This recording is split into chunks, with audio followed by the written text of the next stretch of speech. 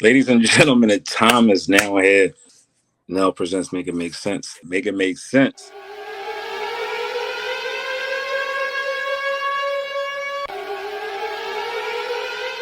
I'm young, I'm pretty, I hit hard. I'm in the best shape of my life. Niggas don't wanna get in the ring with me.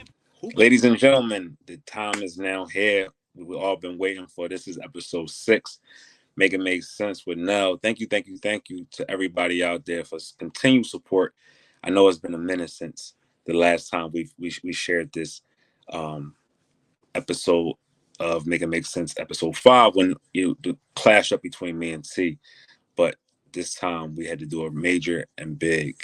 With October being Breast Cancer Awareness Month, it was imperative that we took the time to highlight it, but also get someone to share their story. And that's what tonight is all about. We got the amazing Natasha Moore, who is a published author and also a breast cancer survivor. So sit back, relax, and enjoy. Make it make sense or not. Ms. Moore, how are you? Hi, how are you now? I'm wonderful. So thank you for joining me this evening on Make It Make Sense. We've known each other for some years now. Yes. Before Make It Make Sense even became a thing, it was rocking and rolling with me at Friday Night Lights. Yes. Paths crossed, and we've been intertwined ever since. Ever since. Tell the audience a little bit about yourself. Okay. Well, I am Natasha Moore, and I am a published author. Was published at the onset of COVID, and two amazing children, adult children. Um, just living my life. I really thought, I was just actually living my life before all of this hit. And pretty much it was a roller coaster ride. So at the onstart, I'm gonna say in August, I was heading back to college, thinking that I was getting ready to finish up getting my degree in social work, and my children, they were doing their thing, and all of a sudden, here it comes, you know. And what do you do? Mhm. What do you do? What do you do? So, actually, my daughter was getting ready to graduate. So you can imagine, Yeah.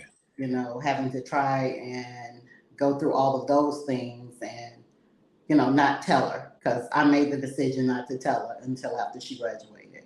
So I remember a passage in your book where the moment you got the phone call, you actually were standing in the middle of a bank in front of a teller. You got Yes. the phone call. And two things that stood out about that: you were so taken aback about how the news was delivered to you, because you weren't bored in. You were Right. more or less just, hey, this is what it is, and you Uh-huh.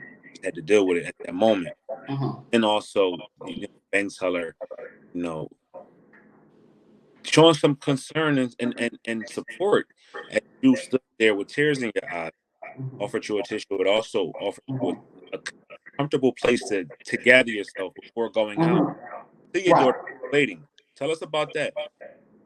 Well, I was expecting a call, but I was expecting the call to tell me to come into the office, Okay. because nothing about this really kind of told me that I would be prepared for what they were gonna tell me. Simply because if I may go back just a second, Sure. I had an exam and they told me that no worries, it was dense tissue. Okay, but something just didn't sit right with me, the symptoms. And I have to stress on that. It's very important that you pay attention to symptoms within your body because although they were telling me one thing, I felt something else. The swelling, I'm gonna say I didn't have any discharge or anything like that. It was just the fullness of my breast at certain times and the redness. And most women don't know you can actually get like a rash in between, your breast or whatever. I'm just kind of going back to August, leading up to that point at the bank. Okay. So those were all concerns of mine, which for some odd reason I had been moved into this area of the hospital where I was working, and to get my scans and whatnot, and it was just so surreal how it came about. Mm. So as I got the scan, um, I can kind of tell how she was looking at me, and this was actually a coworker who talked me into allowing her to do another scan. And I pretty much felt like something was wrong. So we got all of those things done. She sent me downstairs, and I had an ultrasound, which I believe 100% is way better than a mammogram, if you have dense tissue. I think it's more capable of seeing.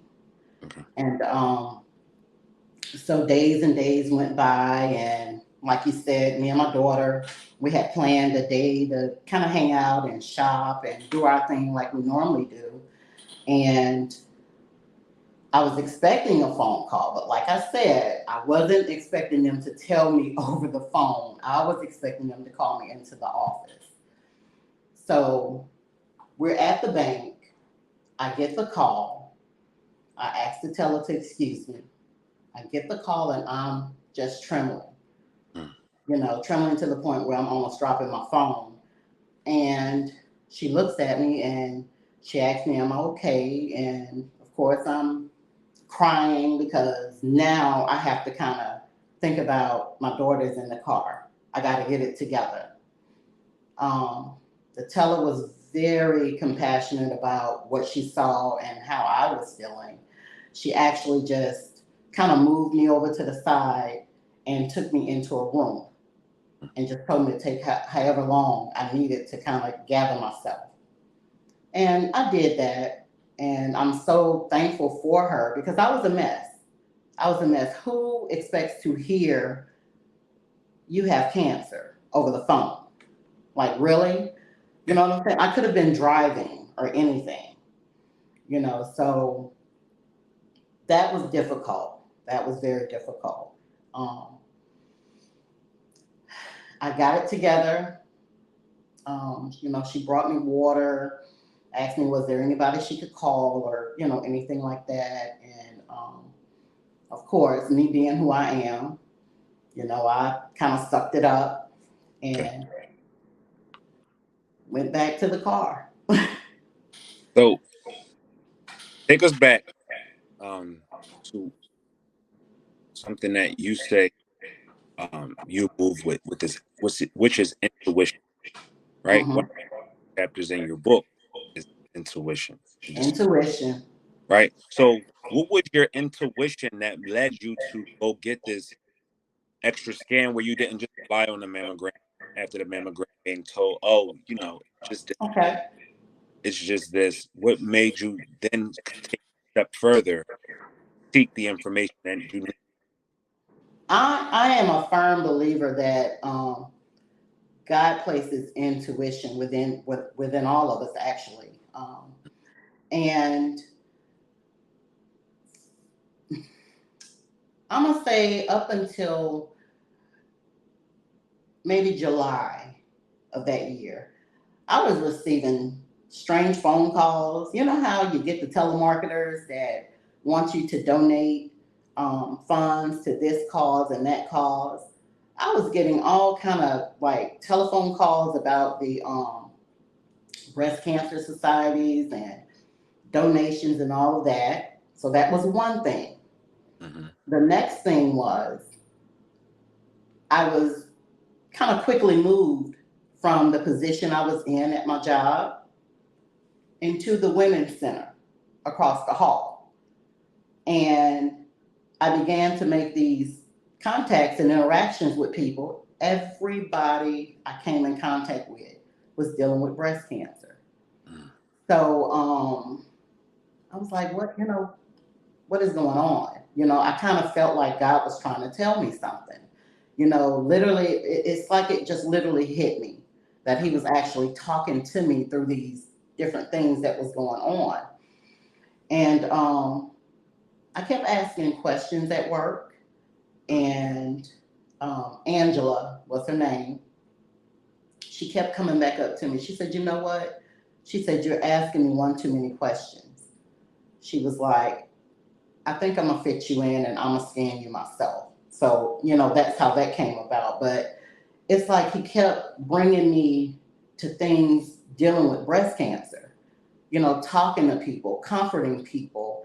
I really feel like he was preparing me for what I was about to be told, and I still believe it to this day. He was just preparing me, walking me the entire time, from the phone calls, from them just up moving me into another position that I didn't apply for, and I think them doing that, it brought me closer to what I was about to endure, listening to the women, having that um, compassion and just calmness about it, just being a resource, giving them pamphlets, doing things, to help them out or whatnot. So that's how it all came about.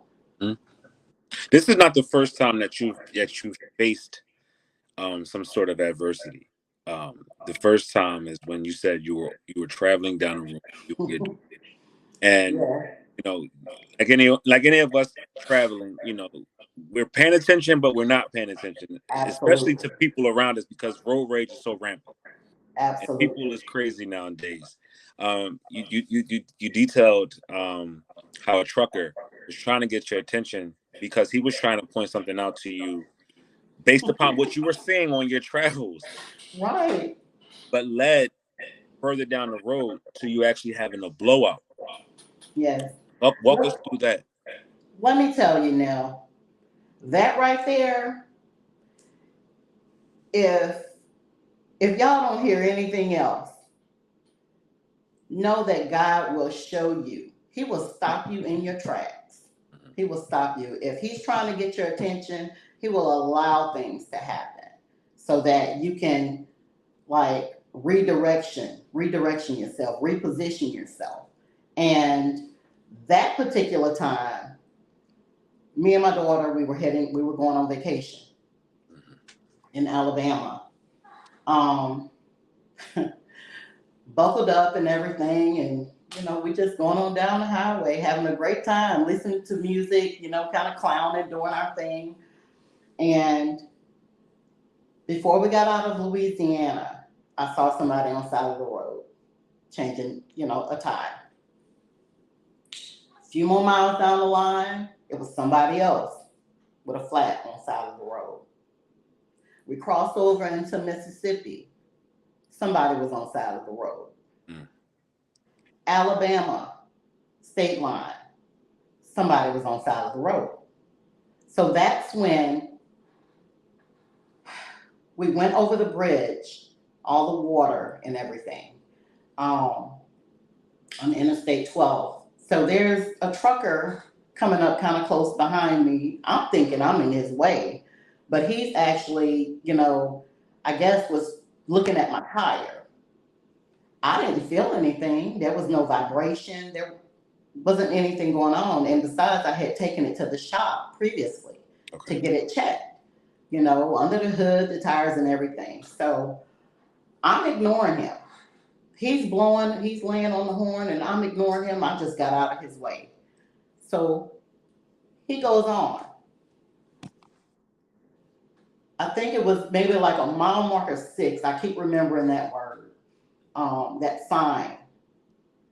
It was somebody else on side of the road. So I said, well, you know what? I said, here is a rest area. I said, we're gonna stop. So stopped at that rest area. I got out the car, the truck. I walked around. I smelled under the hood. I looked at the tires. I kind of rubbed the tires and whatnot. But I went back to that tire on the passenger side. I went back to it for whatever reason. God, of course, I know that now. And I'm rubbing, feeling, trying to see if anything is wrong, and I don't smell anything burning. I'm a woman. I ain't trying to change no tire. I'm Again. not trying to do any of those things, but I do know if something is burning or, the tire is, about to malfunction or something, it smells a certain way. So I was doing all of that and sniffing the hood. People thought I was crazy. They were just looking at me, but I'm like, okay. So I can laugh about it now. But so we used the restroom and got on back in the truck, Okay. headed on down the road. All of a sudden, pow, blowout, Mm. bad blowout. I'm in the fast lane. Mm-hmm. I'm rolling 75, 80. Okay. I'm in an SUV. My daughter's over there screaming, what is that? What is that? I'm trying to stay calm. I don't know how I kept calm, though. I really don't. But again, thinking back, everything with me is all about God, all about God. So I was calm.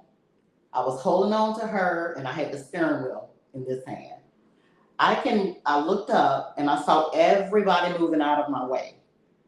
Like the cars behind me was slowing up, and the person that was on side of me, I saw them moving. I'm paying attention to all of this while I'm holding on to this wheel and holding on to my daughter.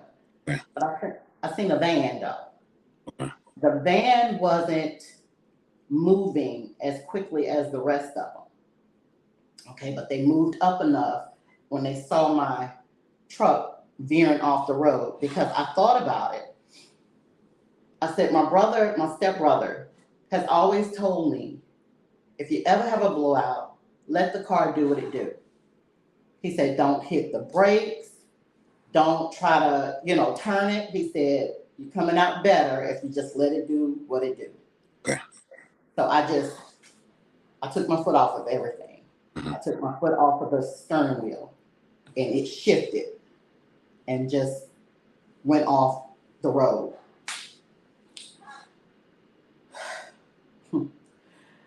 We get off the road. Everybody didn't hit a car or anything. We hit the grass. When we hit the grass, I went to spinning. Mm-hmm. The truck spent about 4 or 5 times. I thought sure I was about to flip, but it didn't flip. What happened was we hit a covert. And when we hit that, it stopped the vehicle. So as we hit the grass, the truck just started spinning. It spent, I'm thinking maybe around 5, 6 times. I'm thinking that I was gonna flip. SUVs are known for flipping, especially if you're spinning. So I still kept my hands off the steering wheel and everything. And as we were spinning, my daughter kept asking me what was happening, what was going on. And I don't know how I stayed calm, Nell, but all I knew is that I had to hang on to my baby and assure her that she was going to be okay. And we hit one of those concrete covered. Is it a covered or something? Okay. And the truck came to a halt. Mm. It was a hard jack. Thank God we were in our seatbelts. Okay. And that van that was ahead of us moving kind of slowly, it stopped. All I can see was about 7 or 8 people running toward us. They were all registered nurses, Wow. every last one of them, every last one. And they came to our aid, you know, got my daughter, grabbed her up, and then just grabbed me up. At that time, all I can do is just release what had happened. I just went to shaking and crying, feeling my daughter, trying to make sure she, wasn't hurt, and I went to thinking, I'm like, the whole time, the whole time he was telling me that I was getting ready to have a blowout. You know, he can't come down here and tell me. For sure. You know, he's a spirit. But what he did do was gave me signs Hmm. of what was getting ready to come. Okay. You know, by seeing all of those vehicles on side of the road, people changing their tires and all of those different things. So had I looked early on, I probably wouldn't have, you know. So that's part of this big spiritual growth, Okay. this stuff that I've encountered that when I can look back on it, you know, it was him, it was God, For sure. you know. So, but That's amazing because, far too often when we do um get into things like that, the first thing that we uh-huh, do is call uh-huh, God to help and protect us. And he's already there helping and protecting us because he's sending us signs to right, prepare us at some point to, get in some kind of survival mode. You got it. right, You got in mommy supermom role, protecting young cub as she was in the car with you as you were going through that difficult time right there. Right? right, And also when you found out that, from the doctor when they called you and said, you have breast cancer, the first thing that came to your mind is weren't yeah, you were worried about yourself and your health, but more or less also again, your daughter not seeing you in this state and riling her all the way. right. So, that right there within itself is amazing because you were faced with so much at that time. The only thing Yes, to do was worry about the survival, health, and what and mental of your children. Uh, right. something in a book that was super telling, and had me in tears and emotional was the moment you got home and your daughter left to go on a shopping trip, and you had that time to yourself, and you said the first thing you did was drop to your knees and started to scream, and you questioned God, I did. something that you said you would never ever do because you know you're not supposed to, but you question God. Why you? Walk me through those chain of events right there. Okay, so made it home. Like you said, I sent my daughter shopping with her friend.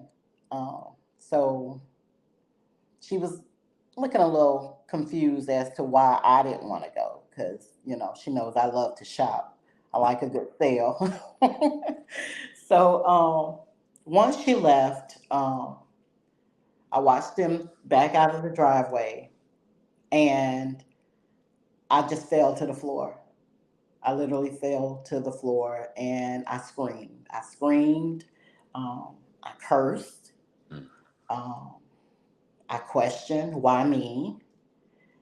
And the reason why the why me came is because with everything else I've been through in my life, you know, and I can be a little transparent to say, um, you know, abuse,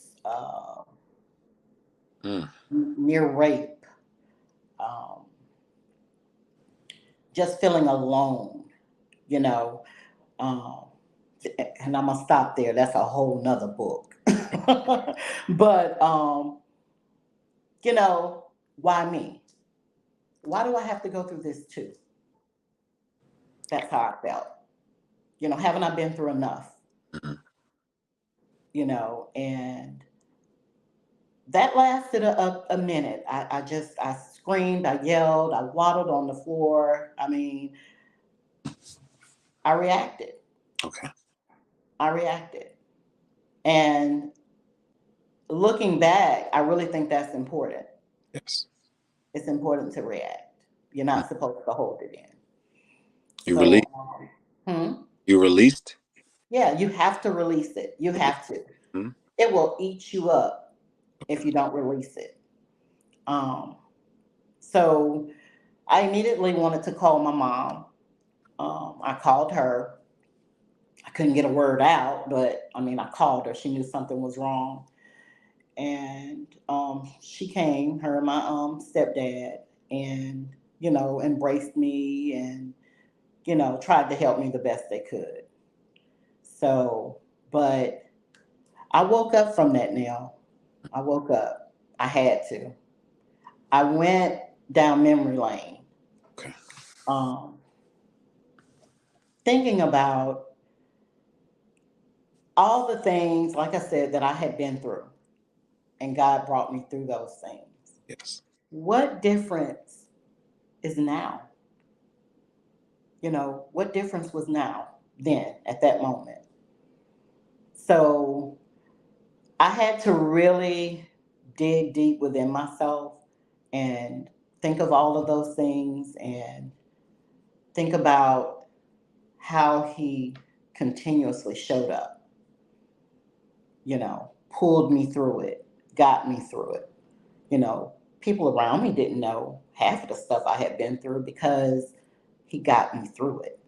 I never looked like what I'd been through. So, what was different now? Okay, breast cancer. So, what you gonna do about it? You gonna waddle in it? You gonna let it take you out? You gonna let it take you from your children? You know, no. I made the decision. No, it didn't take me long to make the decision after I really thought about everything that I had been through. Mm. He's been with me all along. So why wouldn't he be with me now? And I always, at that time, I was thinking of, okay, so there has to be a why. Mm-hmm. It has to be a why. This is happening to me.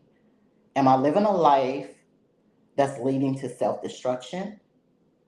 Am I living a life that's not pleasing, to God?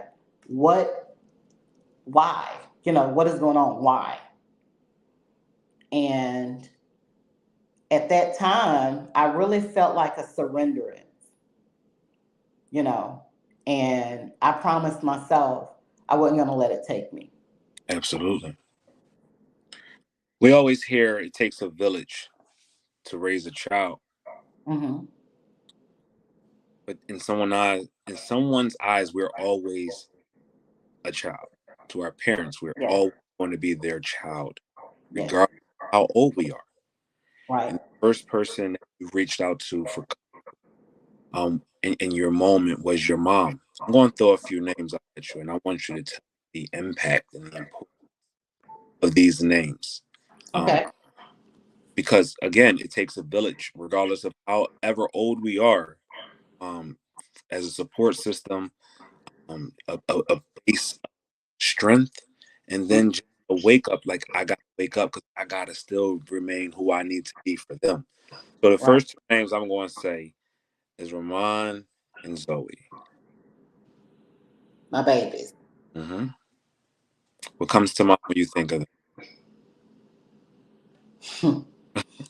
Superwoman. Strength. They gave me my strength. Okay. They gave it to me Hmm. because in their eyes, I've always been Superwoman. They never felt anything that I was dealing with. I shielded them from that. Hmm. Um, they never knew the struggle. So they were happy kids, kids that were good kids and had plans on doing things, going to college and, this, that, the other. But like I said, I'm Superwoman to them. Still am, For sure. you know. So, you said it takes a village. Hmm. Well, there was no village for raising my children. Mm. It was only me. Um, and I think that is the bond, that is the strength, that was them seeing mom as both parents, Okay. um, doing it all. So when I think of them, I think of strength, my breathing, my heartbeat. Mhm. You know, they keep me going. Absolutely. Chantel. Chantel, that's my bestie. Kind of one and the same. We're a lot alike. Um, we've been friends for over 20 something years. Um, she is the person that would know something about me nobody else does. She's the first person that I told um, about, well, actually, I didn't tell her. I told her I needed her to take me to the doctor. That's how she found out. Hmm. She didn't know until we got there Hmm. in the room. And we were already close, but I think her seeing me in that moment pulled us even closer. So she's more or less like she's gonna be there regardless. Okay. So I would say um, she's a comfort to me in certain instances, such as that one. You know, my ride or die. We always need one of them. Yeah, she's my ride or die. Absolutely. Yeah. The next name is Miss Rosemary Daniel. Hmm. Miss Rosemary Daniels. She is a minister at the church that I belong to. When I don't know if you're going to ask me this question about that thing that happened at church, but I'll just say that she's my church mother. She was my spiritual leader. Okay. She was someone that I took and held deep, close within me as a mother figure. Okay. And last but not something that you labeled as your first love, As what? your first true love, the World Outreach. First true love. Hmm. Hmm. Talk about that. Well, first true love World Outreach Ministry, that is or was my church home then. Okay. Um, Sister Rosemary was a part of that. Hmm. Um, that's where I actually received what I call as my healing. Um, it's a fairly big church, and everyone, is family oriented and whatnot. So I did receive the calls and things like that, that when I was going through. But first true love is where it all happened. This whole big, this 1010, Hmm. it happened there. So I'm assuming you want me to tell you about that. Tell us all. I'm sure at some point you'll share this with your community, and they will see this. They will be um, overjoyed that you ordered them, even up to this point, years later. Well, I mean, it was actually like it was Hmm. revival time there at my church home. They invited a pastor there from, I think his family might be from here, but he lived in, I want to say it was South Carolina. Antoine Hickstead was Okay. his name. So pushed my way to revival because I had I'm gonna say some words, with my spouse at the time. Okay. Um, really didn't feel like going, wanted to go, needed to go because I needed that energy, from there. And Pushed my way through, cleaned my face up from boohooing and all of that, dust my little self off, made it to Revive. So, long story short, there was like a releasing at the altar. He did an altar call. I was getting up there quickly, moving, made it to the front. So he's praying, he's speaking in tongue, um, and he just stopped. You know, he stopped. My eyes were still shut, because I got my own prayer thing going on. My hands were still up. I did know that much. He stopped in the middle and he said, wait a minute. He said, God's about to do something in here. Mm. So I'm still, probably was frowned up and everything. And Mm. he then says, the Holy Spirit is telling me that there's one person in here that has cancer. So I'm like, okay, how would they know this? He asked them to raise their hand. So mind you, mine are already up. Nobody else is raising their hand. Um, my eyes were still closed, but I felt him shift in front of me. Mm. So he asked again, is there anyone in here with cancer? He said, if you can't speak, he said, wave your hand. So by my hands already being up, I think I just kind of swayed or something. And he came, in front of me and he asked me, sister, is that you? So I then opened my eyes and I said, yes. And he said, well, God's about to heal you of this cancer. Do you believe it? Me being a little timid or whatever, I answered, but I didn't answer like I believed him. He asked me again, do you believe it? So I'm like, yes. I kept saying yes. And he said something. I can't even tell you what he said.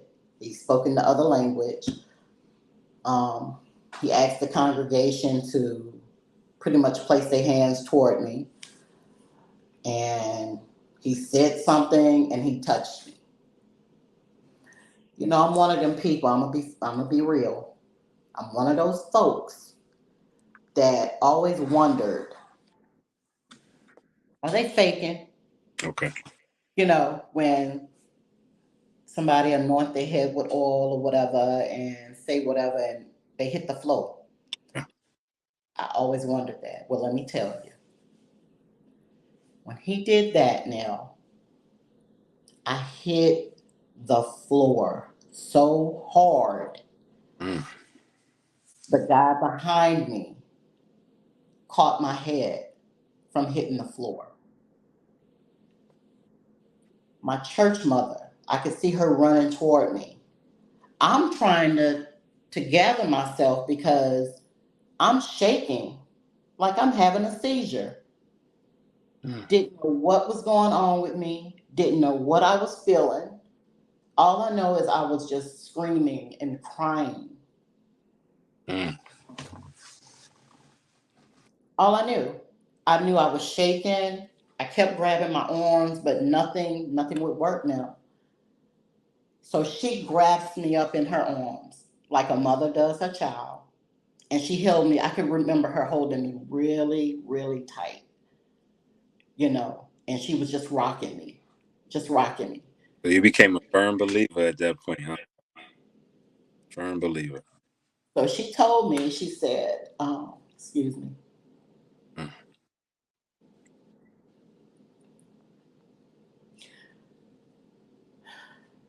she said, daughter, she said, I told you he was going to heal you. You just had to be in the right place at the right time. Mm. Wow. At that moment now, Mm-hmm. I knew that that was the Holy Ghost.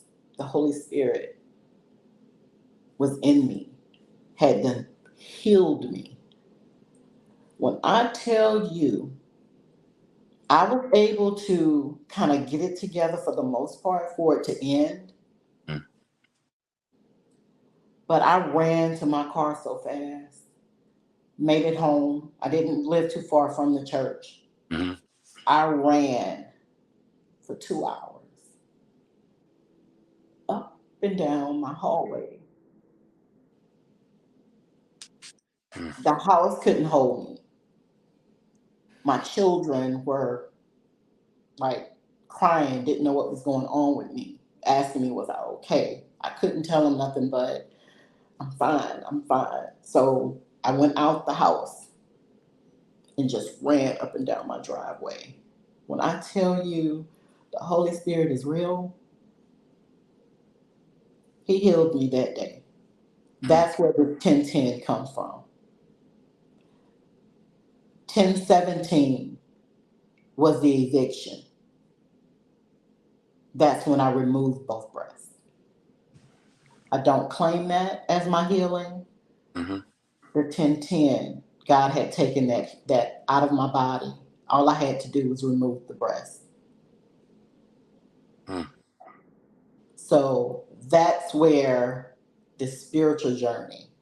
A lot of people don't understand my take on being, a cancer survivor. I didn't focus on it. I didn't burn myself out with researching. I didn't do any of that.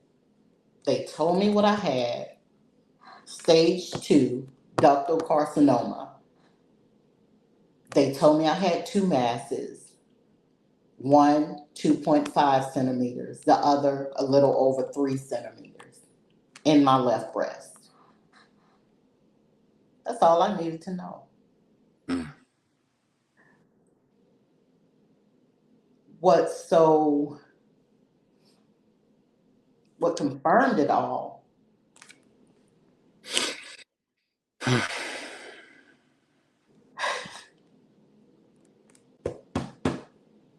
the doctor that told me that I was going to need X amount of chemo, X amount of radiation, because the cancer was aggressive because of this PAL2 gene mutation that I had that's supposed to be rare. Um, and by the way, ladies, if you have it in your family, please, please, and males, get your hereditary testing. Know your options. So, with that being said, I did it, and that's what they told me. Um, I'm like, Lord, just give me strength to get through all of this. And I remember writing in the Bible. Well, I didn't write in the Bible. I wrote on a piece of paper. Mm.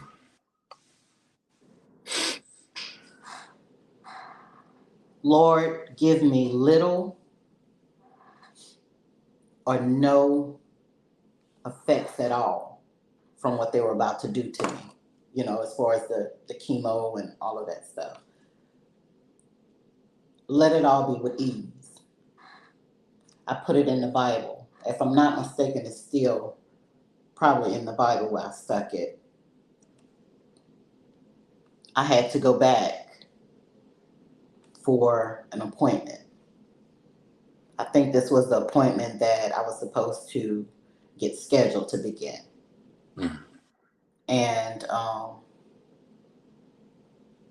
when I sat down, he was like this. I was smiling. I had 1010, and it was, I was okay. So he says, well, he said, I kind of don't know what to do at this point. I said, what do you mean you don't know what to do? I said, I don't need chemo, right? He said, no, you don't. He said, you're in the intermediate phase. He said, it's really up to you what you want to do. I said, well, I kind of knew that. I said, but he just looked at me and said, well, how did you know that? I said, because I believe in the healing that took place. He thought I was crazy. So we talked a little bit, and he said, well, do you want to, you know, once you have the surgery and all of this, do you want to do the chemo and all this? So I asked him, I said, number one, do you believe in God? He said, yes. He said, I'm Catholic. He said, but I do know that there's one God. And I then asked him, I said, so if I was your mother or your daughter, I said, would you put it in their bodies? Mm-mm. He looked at me just as strange, Nell, and he said, honestly, no. And I said, well, I guess I'm not having chemo or Don't. radiation. Seriously. Absolutely. So when just, just hearing that, right? Hmm. Something that comes to mind, and you also detailed it in your book as well, Second Timothy's um, chapter 7. Fear is not of God, Hmm. right? Talk a little bit more about your faith and what brings you to this point of believing when our faith is tested, and the first thing we want to do is run away from it and question it. You Why would can't. you allow yourself to stay there and allow it to be your healing process? Well, through this whole thing, you can't have fear. I came to realize that fear and God don't exist in the same place, same spaces. So either I'm gonna believe it wholeheartedly and have unwavering faith, Okay. or I'm gonna question everything. So I stopped questioning anything, and anything that came up, I was like, okay, God's gonna take care of it. God's gonna take care of it. You know, it's a choice. It's really a choice. You know, that's how I live my life now. Hmm. Don't too much bother me. You know, I'm human, so I still get, a little antsy sometimes or whatever, but I know how to get in my space and pray about it Okay. and, let God handle it. Because once we do that, you know, I just feel like everything will be fine. You might go through some tests and trials and things of that sort, but he's still going to be with you. He's still going to be with you. You're going to get through it. Yeah. Everything happens for a reason. Okay. And I truly believe that. And like I said, if you're not living a life or a lifestyle that's pleasing to God, he'll get your attention. For sure. So what's your choice? You Mm. want to believe, have faith and believe, or do you want to go the other route? Which is to me a lot of turmoil, a lot of pain, and you know. So you So, said during your gathering phase, your gathering information phase, that led you to these different type of scans, these different type of tests. You were mm, moved from one area of your job to another area that mhm, had to do with breast cancer or mhm, cancer, right? mhm.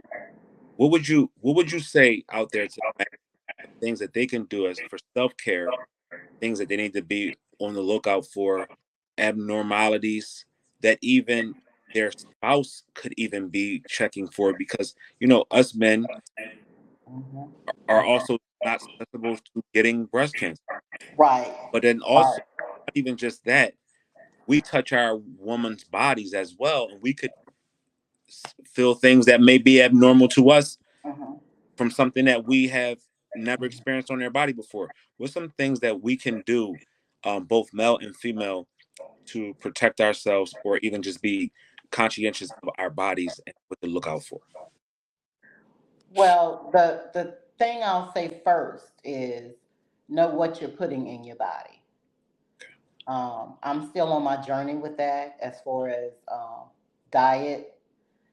Um, not really clear on a lot of those things. I just know that I'm told, to stay away from certain meats, red meat in particular, things like that.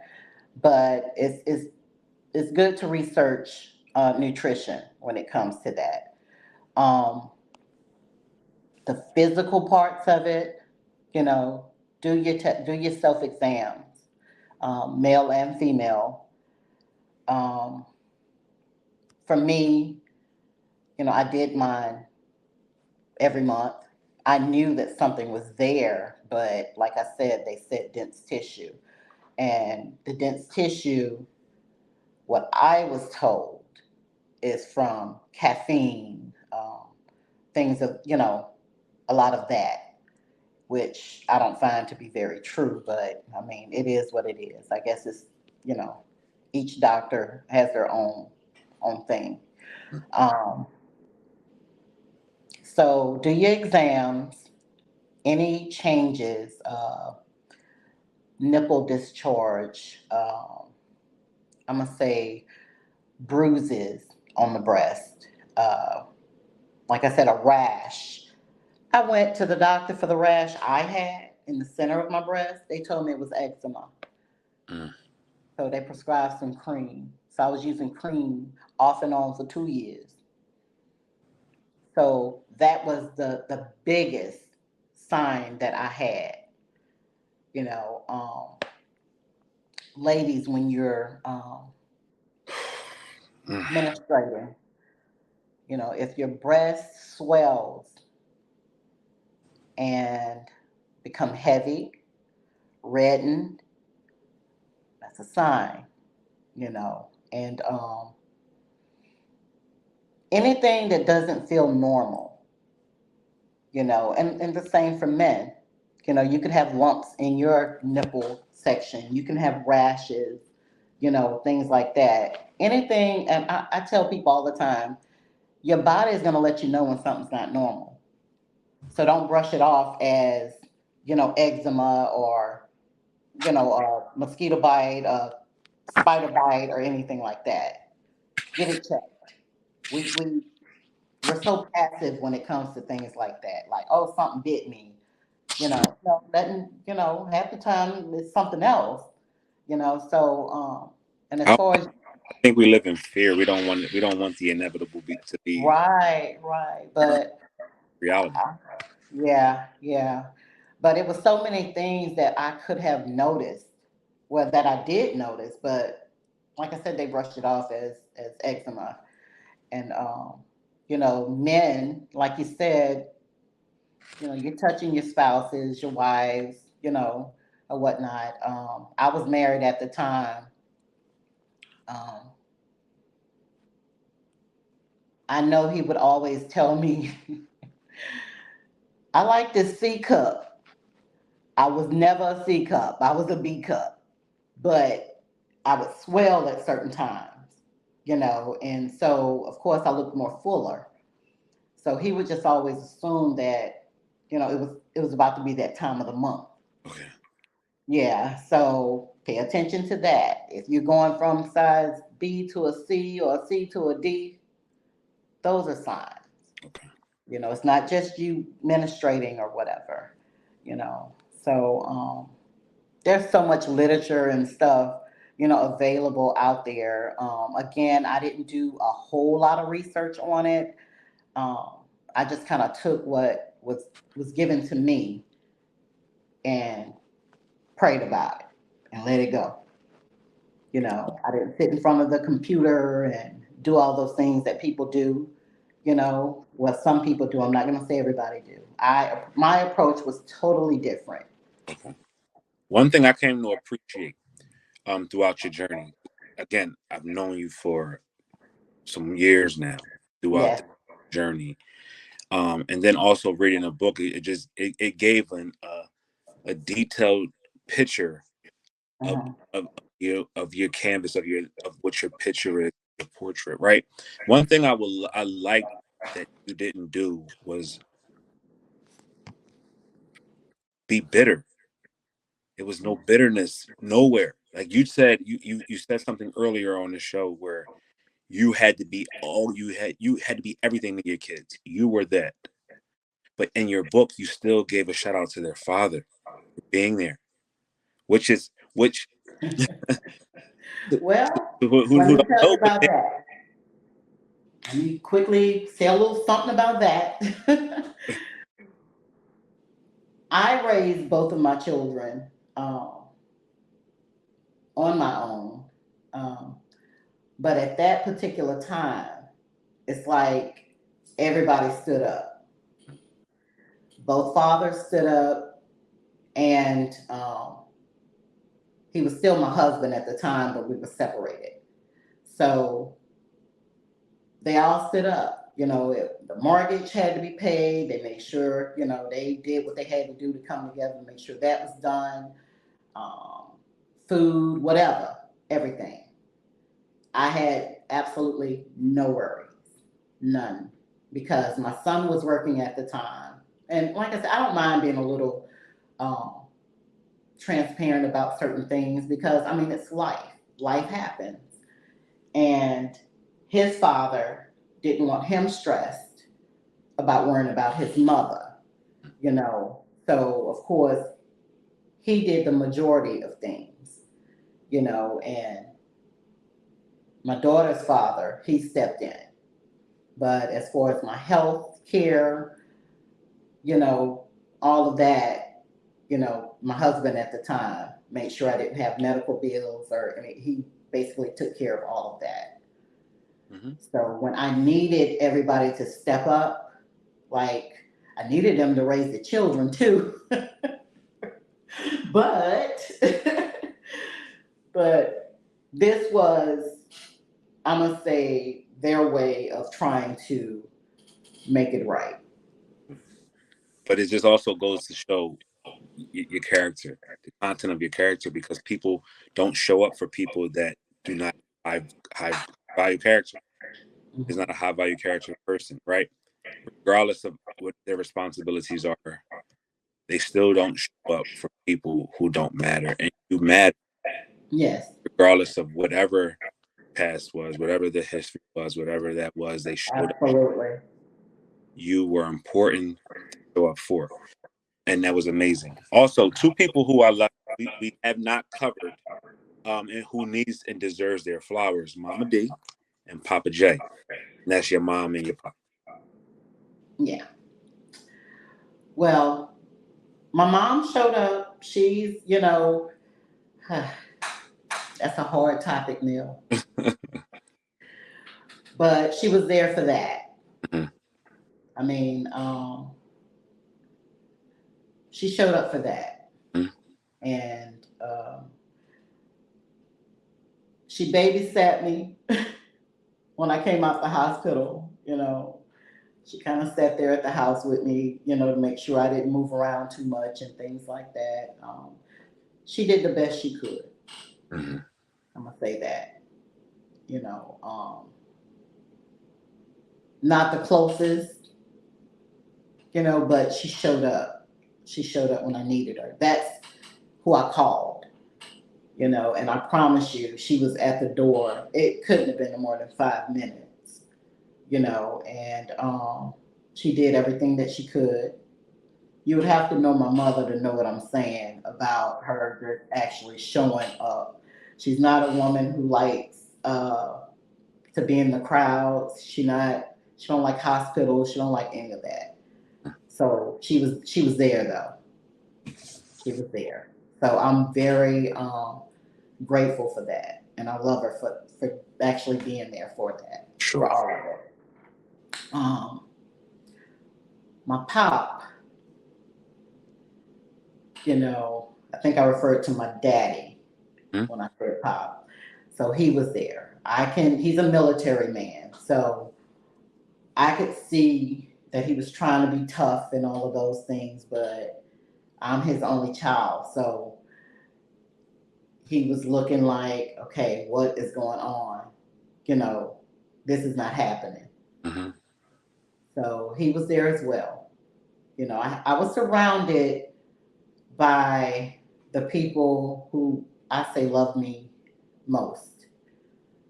So I couldn't ask for anything else. Good. So, We share knowing or have known this person who has always been an intricate or vital part to my day, and that's Rhonda Jackson. hmm You know her, I know her, and I think our paths crossed due to her. yes, And I thank God every day for that, because yes, you never know a person's impact while they're here until they're no longer here, and the lives absolutely. that they've touched, the people who they've brought together, which enriches and enhances your life going forward. Um, I remember when I first talked to you, when you first told me that you had cancer. Um, hmm it devastated me, but it also helped move me and helped me to look at my condition as just being that and not using that as a crutch, and Yes. using that motivation to help others get through their adversities and challenges. So I hmm wanted to say thank you. I didn't want this interview just to be another interview for ratings or views, or just be used during the month of October, which is Breast Cancer Awareness Month. I wanted this more or less to be um, you telling your story, which helps others, but then also hmm to me giving you your flowers for helping me.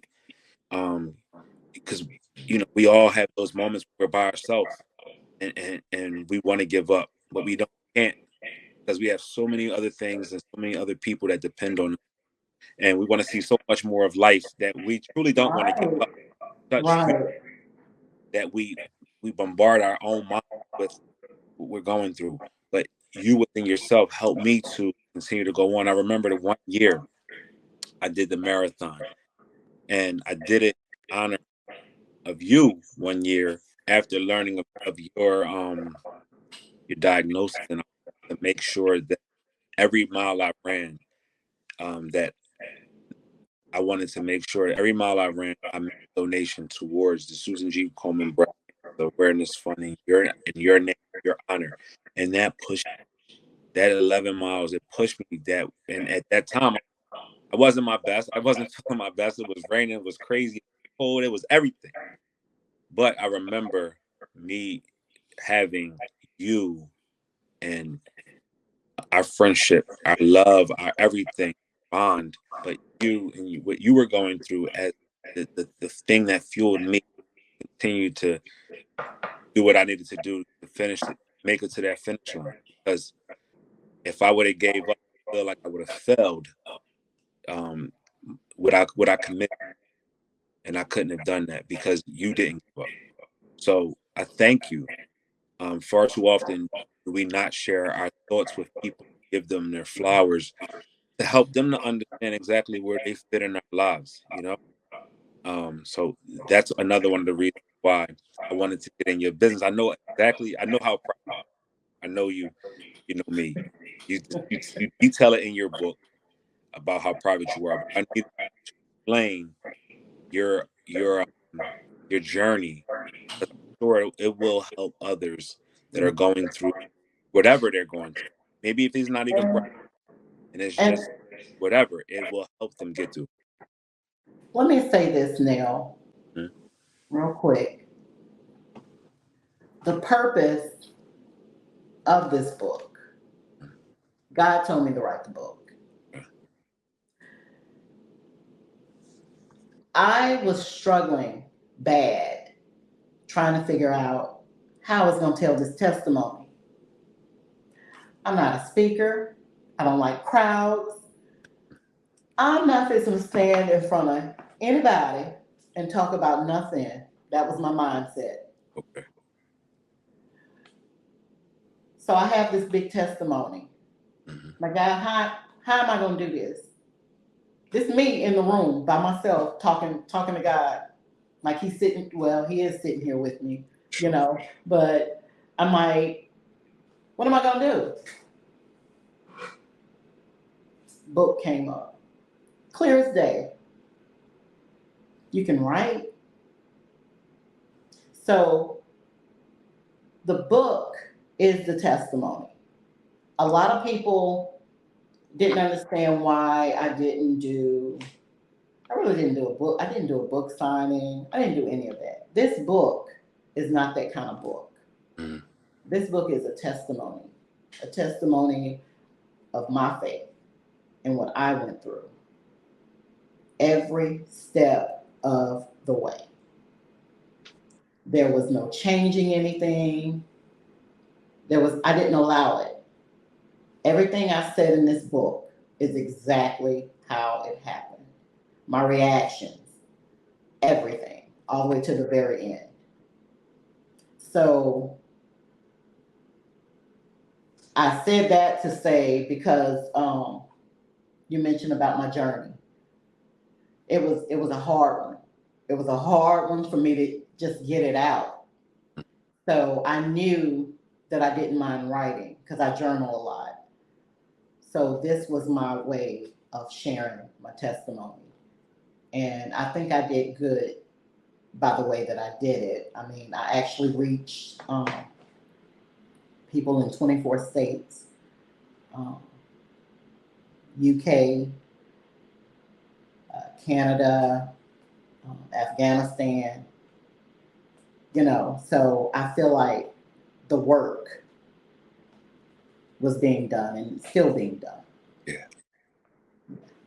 So I just wanted to share that because I'm a little non-traditional. I'm not your traditional author.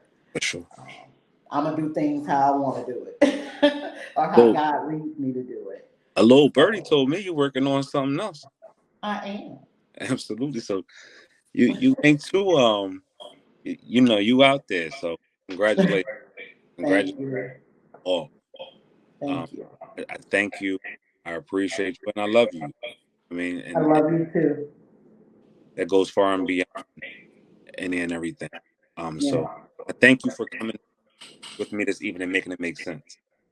Far too often, things go left uncovered, and we don't share our testimonies, which we need to do more as a community, absolutely. because you never know who can go through something, but who we can help change, or even give them that push to go out there and seek help. Um, Right. what they be thinking or Hmm. feeling. Hmm. So Absolutely. also, um, what I've been doing for the past episodes is every shirt that I wear, I actually make the person. I make it Hmm. about the person. Now, I'm actually going to change it up a little bit because I wanted to reflect your style and your color pattern. The book is pink and black. She's wearing black, so the shirt is actually going to be a black shirt with pink writing, like your shirt is now. And why I Okay. say that is anybody who purchased that shirt, that color pattern, will not only make a donation to the Susan G. Komen Breast Cancer Fund, but also will get a copy of your book along with the shirt. And Oh, of, awesome. I got a ton of them, so don't think I bought maybe about 15 of these because I want to support my friend, and I want Bless others you. to be able to share a journey and her testimony Hmm. if they didn't know where to find it at. So along with the shirt that you'll get a copy of her book, her testimony, which Okay. is a very, very, very, very good read. Very good read. Awesome. Have you laughing, and have you having so many emotions, but at the end of it, you will feel fulfilled because you went through the process and you've gotten to this surviving throughout. Yes. Yes, yes. And I just want to say this to anyone who's viewing, and it doesn't necessarily have to relate to breast cancer. It could be any illness, any test, any trial, anything that is life changing for you. Don't let it hold you captive. Big fact. Speak to it. Speak to it, pray about it, and live your life. You can deal with the situation and still live your life. I had to come to a realization of that. I was afraid to do anything, and I had to just wake up. You know, you don't have to just sit and waddle in it. Do what you're being told to do, pray about what they're telling you to do, and still move. Long as you're moving, I feel like you can do it. You know what I'm saying? Just move. All you got to do is move. Half the time, I'm not moving anywhere. I'm just moving up 5, 6 miles to the water because I'm so, infatuated with water, but that's holiness. For sure. That's my peace. So just get out of bed, get dressed, and as these kids say, go do your diddy bop or whatever. My daughter says that to me all the time. But and just don't be afraid. Don't be afraid. Don't be afraid. He's not going to give you any more than you can handle. And with him, you can get through anything. You know, um, Speak to your days. You know, I learned to just speak to my day, what I expected out of my days, and I acted accordingly. Yes. You know, and for the women and who may lose their breast, I'm gonna say that now, and I'm gonna stop. Okay. I chose to evict both, although it was just one. Um, I did try to do the reconstruction, but my body rejected it. So because my body rejected it, I knew God wanted me to stay flat. Whether it was to encourage the next woman or whatever the case may have been, I'm not questioning it. All I know is it don't work for me. For sure. So there are men out there who will love you for who you are, not for what you went through, because you're still that woman. Sure. So don't let breast cancer take away from you what you know you possess. Keep it moving. Absolutely. And if he doesn't accept you, For sure. Get out of but it. just don't let that, I have a lot of breasties, as I call them, who are afraid. They are afraid. They don't know what to expect, Mm. and I do talk about that, in the end part of my book, about my encounter, with someone I was dating. Mm-hmm. So, and of course, the encouragement from you, Nell. Absolutely. So As always, absolutely. That's what the mark of a true friend is always yeah, somebody to yeah, inspire, um, um, and just always be there for through it all. yeah. It's just so much you can do to give yourself that push. Like I found all types of things within myself, that I can tweak and do or whatever. You can still do that sexy thing. Yeah, for sure. Just don't stop. Just don't stop. Keep going. Fight That's it and keep going. yeah, absolutely. Well, I thank you for coming on You're this. welcome. We've been trying to do this for so long, but this Because was the right time. it was the right This time. was the right time. This was the right time, and I appreciate you for sharing your story. I appreciate you sitting down, making it make sense. And again, it's all love. All love. So thank you for joining us this evening. Thank you for having me. My pleasure. Uh, we, ladies and gentlemen, that was Make It Make Sense, episode 6. Thank you, thank you, thank you to Natasha Moore for coming on and allowing her to detail her journey. Um, this incredible book right here can be purchased on Amazon. Also, it couldn't be purchased with just the purchase of a shirt because the funds will go to the Susan G. Komen Breast Cancer Awareness Fund, and also a copy of her book will also come along with it. I know it's been some time between episodes, and I thank you all for giving me the opportunity to gather my thoughts, get back into being myself. My mental health wasn't at its best throughout this process of, between episodes. I actually lost someone near and dear to me due to breast cancer. And it was very hard for me because I was very close to her, and I seen how quickly it took a hold of her and ultimately led to her demise, um, which made it imperative tonight that we brought forth this interview so people can get those checkups and, stop living in fear, um, and letting the inevitable stop them from going out there and getting clear cut answers on what could be ailing them. Right. I thank you. I thank you. I thank you for always supporting everything that we do, not just make it make sense. Tailor-made kicks, Game 7, and also Uncensored Minds. I thank you all for the love and support that you show not only to myself, but also to my other co-hosts, Ish, T, also Mike from Game 7, and even the guys from Tailor-made Kicks, Chris and Zach.